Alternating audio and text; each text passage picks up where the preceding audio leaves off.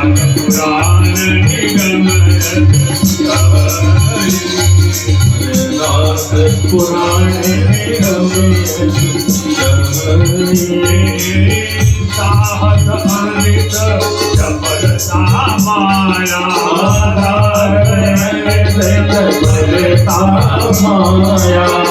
भय अविवेक असौ गदाया भय अविवेक दोषदाया अवगुण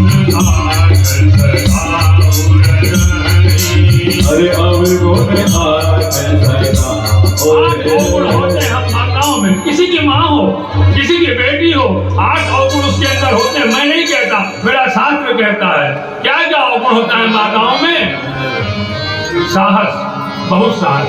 अगर प्रसन्न है भैया ना तो 50 मेहमान आ जाए, किसी को मत बुलाइए, हम सबको खाना बना खिला लेंगे। इतना साहस है भैया लोग के अंदर। दूसरा गुण क्या है? अवगुण है, गुण नहीं है। एक कोई बुद्धिमानी समझ है कि काम 100 रुपये आप अकेले कर रहे हो। नहीं, हम प्रसन्न है तो सब कर लेंगे। दूसरा अवगुण क्या है? अनधिक झूठ बोलती है। अगर झूठ न बोलती तो मोदी जी इतना पैसा कहाँ से निकलवा लेते? 500,000 छिपा के रखती हैं, झूठ बोलती हैं। इनका अवगुण है साहस, अनधिक चपलता। चपलता है, किसी का बच्चा मिल गया भैया ना गोद में, अरे बड़ा सुंदर लल्ला है, बड़ा सुंदर कान्हा है। चपलता, बड़ी माया है। माया मेरे को क्या क्या हो गया है। अरे देख रहे हो बगल में कार आ गई, आपने आज तक लिया, उसका मकान 2 तल्ले हो गया, आपका 1 मंजिल बना है। बड़ी माया, डर है भैया। शिवकली भी देख लो भैया ना, तो चपड़ा डर जाती है। चपड़े को हटाओ तभी हम घर में घुसेंगे, रसोई में नहीं घुसेंगे। नहीं, अविवेकी बहुत होती हैं, कहती हैं बड़ी बुद्धिमान, लेकिन आप घर में नहीं हो भैया ना, और कोई आ जाए भैया देखो हम सोना साफ करते हैं, डबल सोना कर देंगे, तुरंत निकाल के सब दे देंगे, लो साफ कर लो, और सब चलिए सियाराम, सारा सोना गया, सब पितरी हो गया। साहस, अनधिक चपलता, माया और भय अविवेक असौच, ध्यान नहीं रखते। कढ़ैया पकौड़ी बन रहा है, सोचती मेहमान लोग आए, ऐसा नहीं कि नमक तो कम नहीं है, एक टुकड़ा उठाया चल से अपना, हाँ नमक सही है। असौच, किनको डर होता है भैया कि कहीं मेरे पति ने कहीं आज सब्जी में नमक कम है, पकौड़ी में नमक नहीं, 4 बार समय एक टुकड़ा तोड़ो, सीख लो। आया अगर प्रसन्न है तो सब कुछ आपको कर देंगे, और जब आप प्रसन्न हो जाएं तो भद्रकाली बन जाएंगे। पता लग जाए कहीं आप नैन में टक्का कर रहे थे ना, ये घरे ले बिलना जो प्रसादी मिलेगा ना, कि कुल भागवत भूल जाएगा। आज अवगुण है भैया, अब यही अवगुण पता लग गया, एक दूसरे से पता लग गया। अब जब ये बात पता लग जाती तो बड़ा कष्ट होता है। ये बात हल्ला हो गई कि भगवान श्री कृष्ण ने सत्यजित के भाई का वध कर दिया है। ये बात भगवान के कानों में पहुंची। अब भगवान अपने ऊपर कलंक क्यों ने? चंद्रमा को तो देखा ही है, और चंद्रवंशी है, तो चंद्रमा को भी कलंकित होना पड़ा है, ठाकुर को भी कलंकित होना पड़ा है। ठाकुर जी गए हैं कि राजा का भाई कहाँ गया था, उधर उसको एक भालू ने या शेर ने मार डाला, सत्यजित के भाई को। कन्हैया हमारे खोजते गए हैं, जंगल में निशान देखा है भालू के पैरों का, और निशान देखते गए हैं, और जाकर के गुफा में जामवंत जी महाराज विराजमान है। और जामवंत जी जब रामावतार हुआ था भैया, तो जामवंत जी कौन थे? जामवंत मंत्री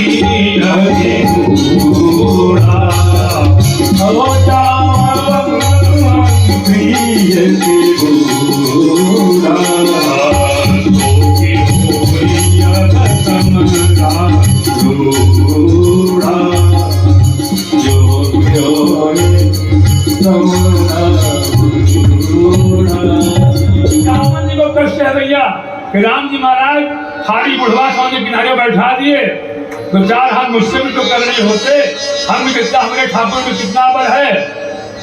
और आज वो क्षण आ गया। ठाकुर जी ने कहा था घबराओ नहीं, तुम विश्राम करो, मैं आऊंगा कृष्णावतार में और मैं तुमसे युद्ध करूंगा।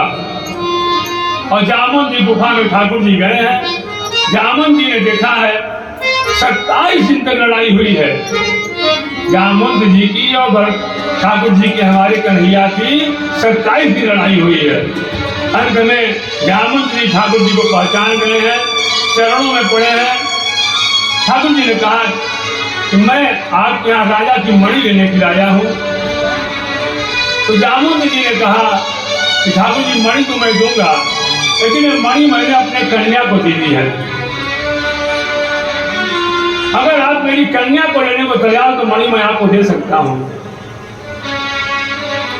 तो जामवंती जी जो उनकी पुत्री है जामवंत की, जामवंती जी को के साथ वो मणि भगवान श्री कृष्ण को दी है और भगवान श्री कृष्ण ने वो मणि ले जाकर सत्यजीत को दिया है और अपना कलंक भी छुड़ाया है। इस तरह ठाकुर जी का दूसरा विवाह हुआ है सत्यभामा जी।